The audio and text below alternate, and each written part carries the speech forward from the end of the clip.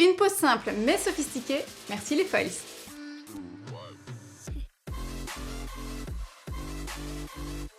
Hey! Aujourd'hui on se refait une vidéo foil sur la chaîne. On découvre donc ensemble ces extensions chablons en mat, sur des tons vert kaki ornés de foils dorés.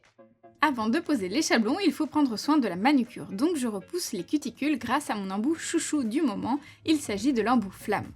Il est top car il permet de gommer les peaux qui encerclent l'ongle en même temps sans jamais l'abîmer. Je n'utilise jamais de repousse cuticule ou autre ustensile du genre, rien ne sera plus efficace que la ponceuse pour cette tâche. Bien sûr, si vous n'utilisez pas du tout la ponceuse et que ce n'est pas dans vos projets, vous devez vous équiper avec des outils haut de gamme pour obtenir un résultat qui s'en rapproche. Évitez surtout les bâtonnets de buis pour repousser la cuticule, c'est inadapté et pas prévu pour. Pensez également à l'émollient pour assouplir les peaux si besoin. Je termine donc le travail en ayant fait attention à l'index main droite de ma cliente. Si comme elle vous avez un eczéma de la dernière phalange, vous allez avoir un ongle déformé. Et je lime la longueur existante de ses ongles pour égaliser au maximum et raccourcir le plus possible sans exagérer. Inutile d'atteindre l'hyponychium et si c'est le cas, je gomme délicatement la petite peau sans avoir à couper, juste la décoller du dessous de l'ongle, ce qui lui apportera beaucoup plus de confort. Limer avec un grain fin me permet aussi de retirer les zones du bord libre qui se dédoublent ou semblent très affaiblies. Comme je vous disais, ma cliente a un index très abîmé, gondolé et déformé, alors je ne vais pas trop insister dessus. Je ne tiens pas à l'affiner au point de faire disparaître les bosses. Oui, je griffe la surface un peu plus, mais nous allons déjà observer sa repousse au fil des semaines et voir si le traitement qui lui a été prescrit est efficace. Ne me reste plus qu'à couper les peaux repoussées, d'ailleurs inutile d'insister car il s'agit de son tout premier soin, il faut donc être doux. L'entretien des cuticules se fait au fur et à mesure. Tout ne se règle pas en une fois, même si l'aspect a considérablement changé, c'est plus clean et sa plaque ongulaire semble plus grande aussi. Je coupe dans un sens logique et nous sommes prêtes. J'applique sans exception le nail prep qui me permet de déshydrater l'ongle naturel pour m'assurer qu'il n'y ait pas de résidus gras, crème, huile, maquillage ou autre. J'applique également le primer, tous deux sont très importants pour s'assurer une sécurité bonus. Dans cette vidéo, j'utilise les chablons de la marque The Gel Bottle, car ils correspondent très bien à la nature et à la forme de l'ongle de ma cliente.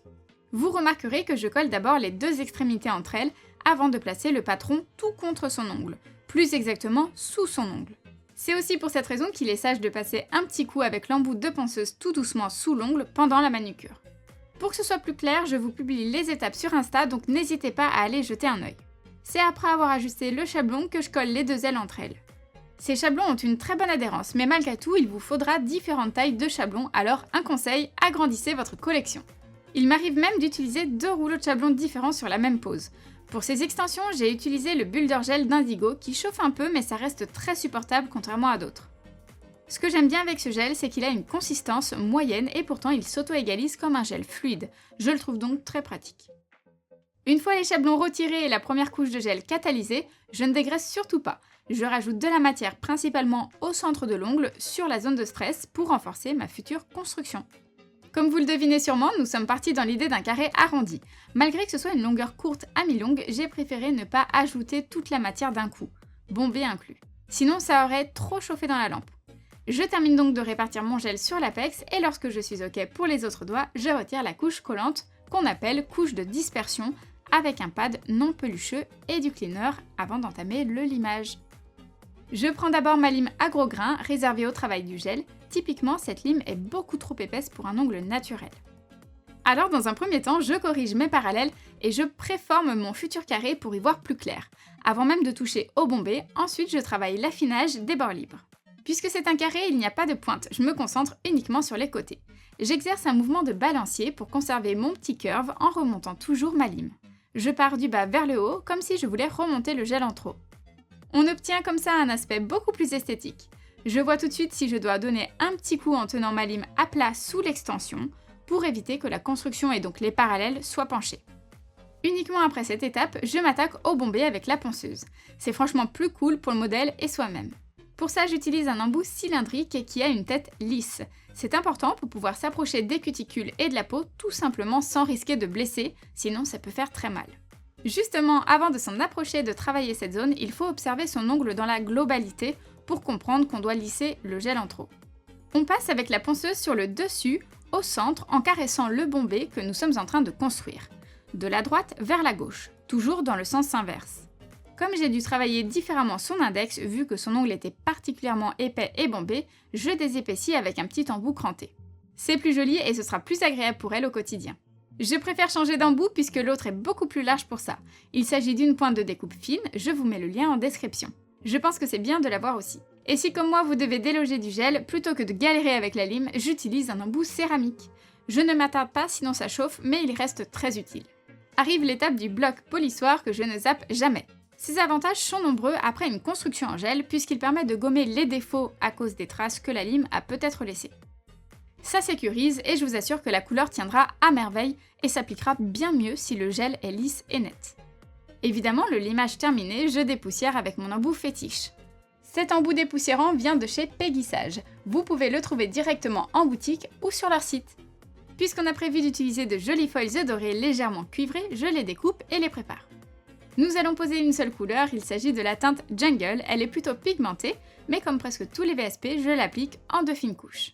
J'étire toujours la première pour conserver de la finesse, et ensuite la seconde couche me permet d'obtenir l'opacité nécessaire.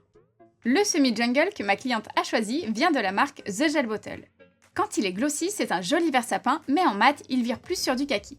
De plus, une couleur dans ces tons est idéale avec la pose des foils, car elle contraste très bien avec ses feuilles dorées. Puisque la construction est en gel et qu'il y a une légère épaisseur, pensez tout de même à aborder avec votre couleur en effleurant la pointe du pinceau sur le bord libre. Ne négligez pas cette étape, il faut que votre couleur recouvre intégralement le gel pour un résultat net et impeccable. Après ça, je les recouvre d'un top coat mat sans couche collante et du coup cette question tombe à pic. La réponse est non, je ne dégraisse pas la couleur avant de poser ma colle à foils, sinon je vais simplement la gâcher, soit parce que ça aura retiré beaucoup trop de pigments, soit parce que ça aura déposé des poussières. Je la protège plutôt que de l'essuyer. En ajoutant une finition comme celle-ci, je conserve tout son éclat. Ne vous encombrez plus avec des finitions collantes. Une fois catalysée et posée très rapidement en fine couche, je peux poser ma colle Special Foils. Elle laisse comme un voile bleuté au début et au bout de quelques secondes, lorsque ça devient transparent, elle est sèche. Je peux donc commencer à poser mes foils. Pour obtenir un look feuille d'or Extenso Patronette, je froisse le papier foils entre mes doigts. Là, c'est très simple, si vous avez respecté le schéma juste avant, à peine la feuille posée sur la colle, elle va automatiquement se transférer. C'est immédiat, il n'est pas du tout utile ni conseillé d'appuyer, sinon vous risqueriez d'arracher la colle et de laisser une trace blanche à cause de la glu. Ensuite, niveau disposition, c'est une histoire de goût. Ici, on en pose sur tous les doigts, alors le but est de ne pas totalement recouvrir les ongles pour que ça reste soft et élégant. Donc pour ne pas surcharger la pose, j'essaye d'alterner l'emplacement des foils. Maintenant, on recouvre le tout avec notre finition et donc ici, notre mat. Évidemment, je catalyse ensuite et ça ne craint plus rien. Même chose pour les pouces. Évidemment, on répète les étapes une à une, on pose notre couleur en 2 couches, le top coat mat ou brillant mais sans résidu collant, puis la colle à foils qu'on laisse sécher quelques secondes. On pose les foils et après avoir protégé l'ensemble avec le même top coat, le tour est joué. Cette fois, j'ai utilisé mon pinceau pour poser l'huile à cuticule, comme ça je ne mets pas plein d'huile sur le mat. Voilà le résultat, je suis vraiment en kiff, ça me fait penser à une pierre ou un bijou recouvert de feuilles d'or.